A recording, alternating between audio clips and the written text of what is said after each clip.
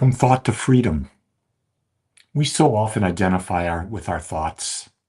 We believe they're who we are.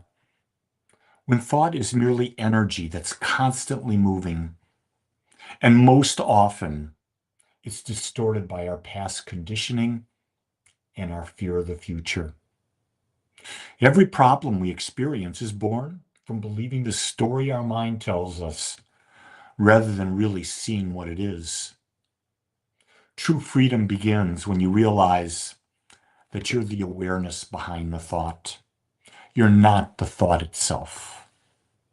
Probably one of the best definitions or examples that I can give you about this is picture yourself as a projector, and light is shooting out from the projector. That light is your awareness. Your thoughts that you think are the slide that you put in front of the projector.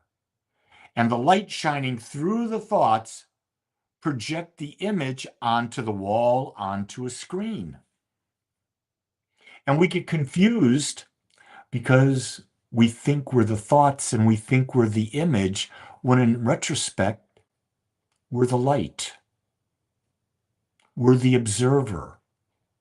We're that which brings thought into life. And if you get the idea that you bring thought into life, then maybe, just maybe, you might want to test it and start thinking differently.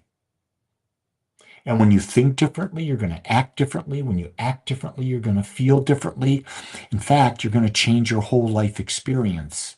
You're going to change the illusion in which you're living in. You see, what's ever on the screen that you projected out, that's an illusion. Because the fact of the matter, who you truly are, is you're the light. And you've been given the gift that you could put whatever slide you want in front of it. And whatever slide you put in front of it, it's going to give you. It's not going to judge it. It's not going to say, oh, this is a better slide for you. No, no, no. The light doesn't do that. The gift of the light is to project whatever you put in front of it. It's really a way of learning how powerful you are. That your experience is based on the slide, the thought mold that you put in front of it. And when you can get that, you're no longer a victim. You no longer will live by those preconceived ideas of the past, of mom and dad, of brothers, sisters, the nuns, the priest, whoever. They're not who you are. They were just ideas that they cast out. And you can choose to say, I don't need to believe you. It's that simple. The nun would say to me this, I don't care what the nun said. Boy, did I get in trouble when I was in middle school. Those nuns would whack you. I mean, they'd be in jail today for child abuse, what they used to do to us. Paddles and whopping us and hitting us with rulers and throwing erasers at us. And I had all of that. I've been a rebel in that I always question authority. Why? Because I realized something outside of me can't be my authority. I just, for whatever reason, understood that the authority was me inside. I didn't clearly get it. Now I get it. And what I've learned is I don't give my power to anyone else. I don't even give my power to my own words. Most of them I don't even consciously think about, so I change them. You see, you have the power to change because you have the power to think.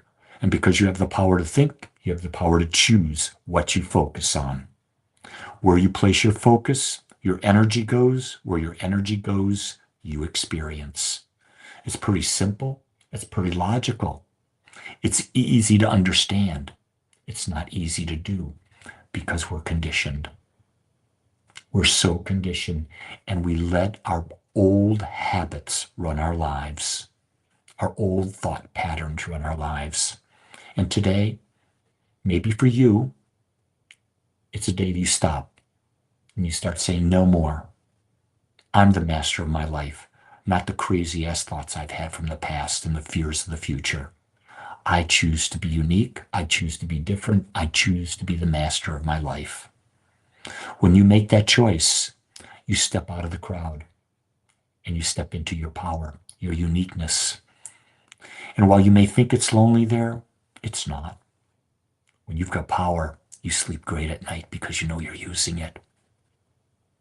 Just remember this. The lion does not worry about what the sheep are thinking about it at night. And neither should you. Much love and aloha.